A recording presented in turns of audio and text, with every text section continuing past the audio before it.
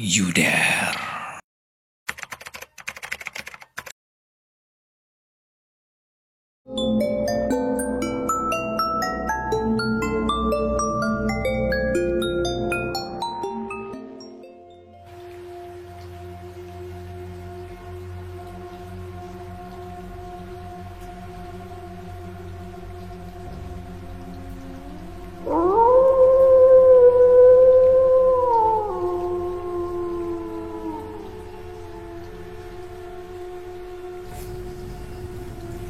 Satu bencana besar telah terjadi pada tanggal 26 Desember tahun 2004 di wilayah utara Sumatera. Kejadian itu merupakan kejadian yang cukup menggemparkan seisi dunia. Gak sedikit korban jiwa akibat dari kejadian itu. Gempa besar 9 skala Richter lebih dengan gelombang air pasang raksasa menerjang desa-desa dan kota sampai hancur lebur berantakan. Banyak rumah yang rusak akibat banjir yang sangat besar tersebut. Gelombang yang teramat besar, seperti makhluk yang besar yang berontak dari laut sampai keluar dari batasnya.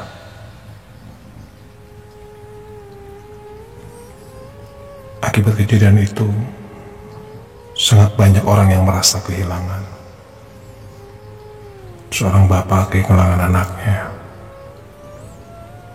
maupun sebaliknya seorang anak kehilangan bapaknya. Dan malahan gak sedikit yang kehilangan semua anggota keluarganya. Semua anggota keluarga hilang oleh ombak yang meluap, menghapus seluruh daerah pesisir daratan. Kejadian itu adalah fenomena alam yang disebut dengan tsunami.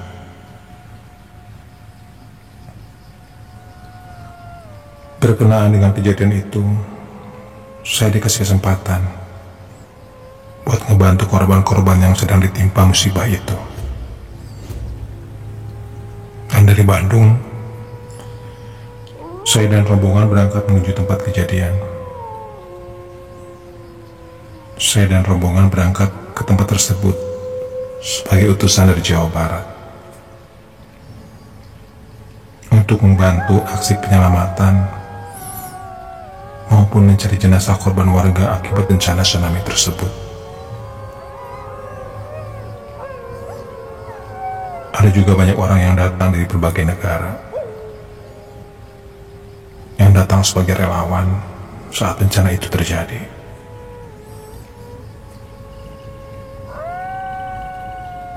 Sesampainya di sana, sudah disiapkan tenda barak yang tidak jauh dari tempat kejadian. Tenda barak tersebut diperuntukkan bagi para relawan yang ikut andil dalam bencana tsunami tersebut. Saya dan rombongan bergabung dengan tim lain yang sudah ada di lokasi itu. Yang bikin hati saya miris dan sedih. Saat saya baru sampai ke tempat kejadian, saya melihat yang sebelumnya merupakan komplek atau desa menjadi lapangan luas yang dipenuhi dengan puing-puing. Gak ada satupun rumah yang masih berdiri di tempat itu.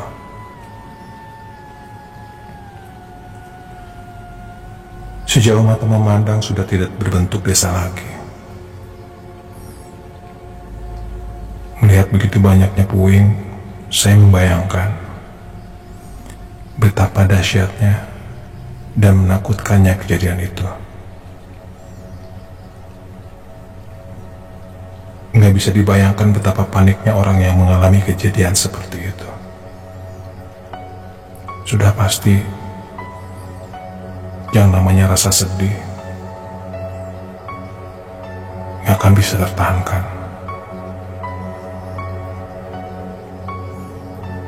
tangisan-tangisan anak-anak yang kehilangan orang tua mereka, yang banyak diantaranya malah jenazah mereka belum ditemukan. Tangisan ibu, tangisan seorang bapak, dan anak kecil menjadi pemandangan yang menyedihkan saat itu.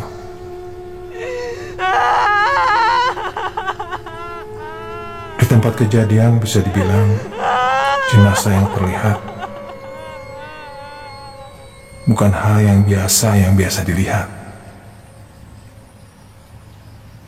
Tentunya sebagai jenazah. Banyak di antara jenazah itu yang sudah hancur, membusuk, karena sudah beberapa hari. Ya mungkin saja karena jenazah-jenazah tersebut sebelumnya terendam air.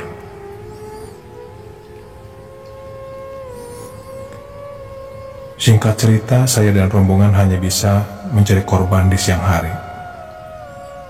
Sebab pada malam hari, keadaan di sekitar menjadi sangat gelap gulita. Karena penerangan listrik saat itu lumpuh total. Gak ada listrik yang bisa menerangi tempat kejadian tersebut. Kalau saya pada saat malam datang masih ada tempat kejadian, paling saya hanya bisa mengandalkan lampu senter yang mana-mana selalu saya bawa. Kadang juga kondisi memaksa saya untuk tidak sempat pulang ke tenda barak, meski hari sudah beranjak malam. Yang akhirnya saya kerap tidur di mana saja buat istirahat selama tempat tersebut kering. Ya karena lelah dan capek, saya mudah tertidur saat itu, di mana saja. Tapi ada satu kejadian, dan saya juga kaget. Setelah saya bangun pagi-pagi dan terang, ternyata di sebelah kanan dan di sebelah kiri saya ada jenazah yang ditutupi dengan kain kafan. Kain kafan yang dibuat dari spanduk, seadanya saja. Sudah jadi kerjaan saya waktu itu membawa kain kafan kemana-mana buat jenazah orang. Ya sudah terbiasa saat itu dan menemukan dan mengurus jenazah yang ditemukan.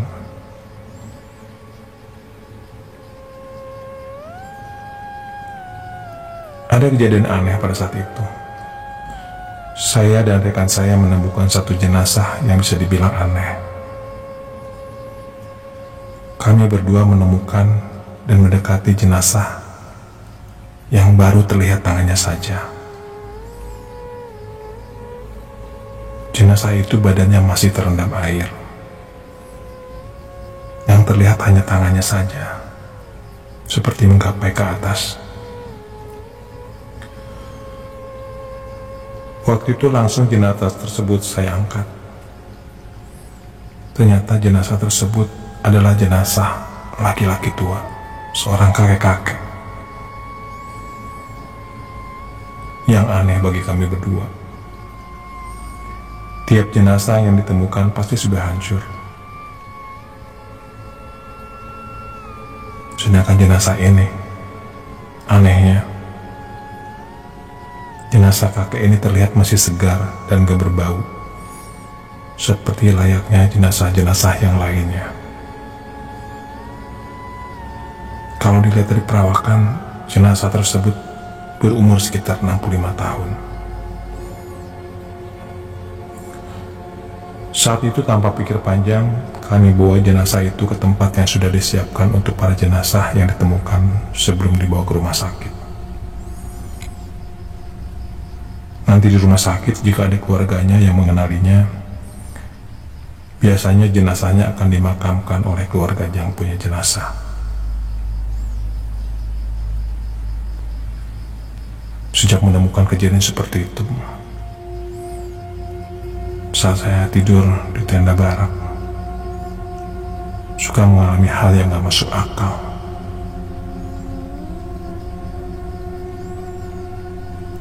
Ada satu kejadian di suatu malam. Meskipun badan sudah terasa sangat capek, saya sangat susah untuk tidur. Yang akhirnya saya terlentang sambil menatap langit-langit dari tenda barat. Waktu itu hanya saya sendiri yang masih terjaga. Yang lainnya sudah nyenyak tidur di ranjang masing-masing. Sedang asik menatap ke atas, tiba-tiba saya merasa ada angin yang berhembus dengan kencang ke dalam tenda. Tapi waktu itu saya nggak memperdulikan keadaan seperti itu. Yang saya merasa janggal, kok bisa ada angin yang berhembus kencang ke dalam tenda.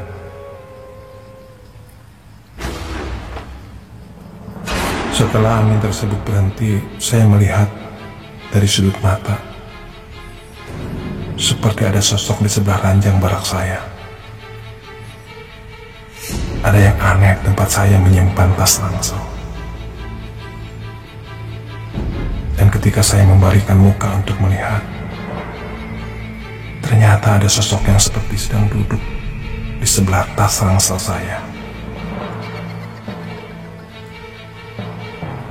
Waktu itu saya mencoba mengucek-ucek mata untuk memperjelas penglihatan, dan terus saya melihat ke arah sosok itu.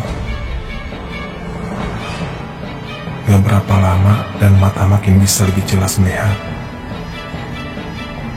sosok yang sedang duduk tersebut seperti seorang kakek-kakek.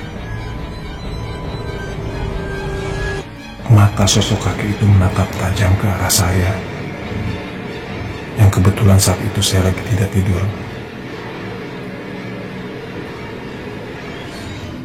Melihat hal itu, saya langsung bangun dan membangunin si Jaka yang tidur di sebelah saya. Tapi ketika si Jaka terbangun, sosok kakek yang lagi duduk dan memandang ke arah saya tiba-tiba menghilang. Lenyap begitu saja. Jadi saat itu si Jaka tidak bisa melihat sosok itu.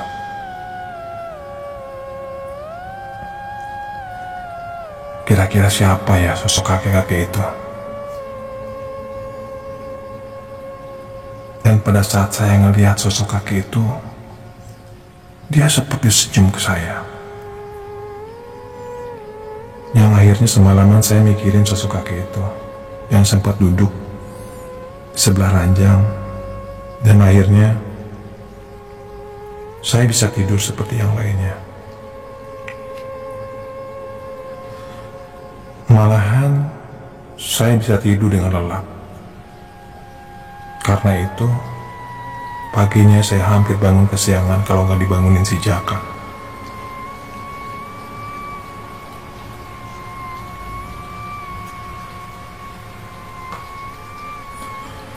Semenjak kejadian itu, setelah saya didatangi sosok kakek itu, hampir tiap malam kakek itu suka datang setelahnya. Siapa sebenarnya sosok kakek itu? Dan kenapa selalu datang ke saya terus-terusan? Malah ada kejadian pada suatu malam, waktu itu berkenaan dengan malam Jumat. Waktu saya sudah tidur, pas tengah malam, saya terbangun karena pengen ke WC. Saya keluar dari tenda barak dengan maksud hanya kencing. Kejadian yang aneh waktu saya balik dari WC. Kenapa saat saya lagi jalan ke arah tenda, rasa-rasanya kok kayak ada yang ngikutin dari arah belakang. Kalau saya berhenti melangkah, langkah di belakang saya juga kedengarannya berhenti. Saya coba lihat ke belakang, gak ada siapa-siapa di belakang saya. Keadaan malam itu sangat gelap, dan sudah jelas tidak ada siapa-siapa.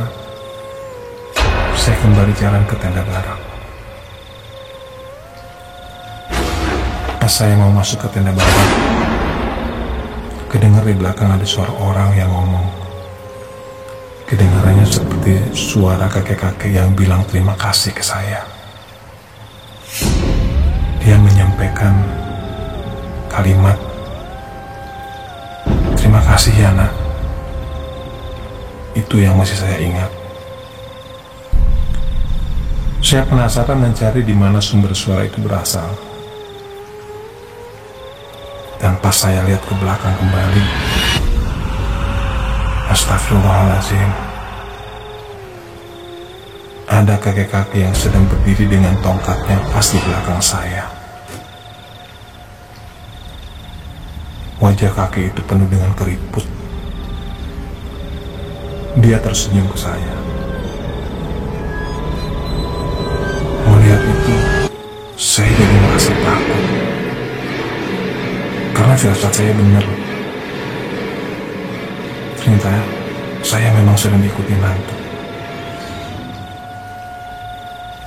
Karena takut, saya langsung masuk ke dalam tenda dan langsung ke kasur. Mata saya tutup, tapi jantung deg-degan gak karuan. Belum juga rasa takut hilang, tiba-tiba ada suara yang ngomong. Suara itu berasal dari dekat rangsel di sebelah ranjang saya. Saya lalu melihat ke arah suara orang itu. Jelas terlihat suara orang yang ngomong itu adalah kakek-kakek yang selalu mendatangin saya tiap malam. Dan malam itu, kakek itu ngomong, "Terima kasih banyak," ke saya.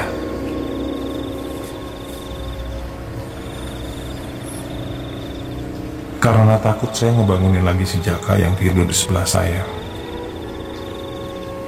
Setelah si Jaka bangun, lalu saya cerita sama dia. Tapi setiap si Jaka bangun, kaki itu selalu menghilang lagi. Yang ngedengar cerita seperti yang saya sampaikan, si Jaka malah senyum, cengengesan lagi.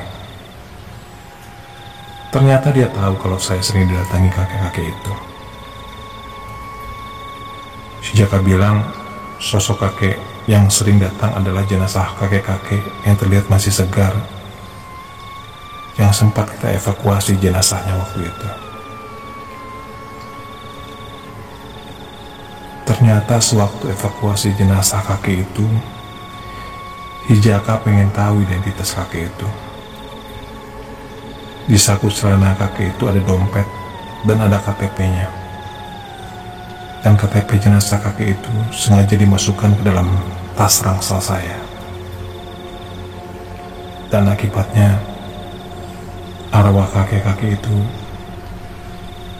sering datang ke saya.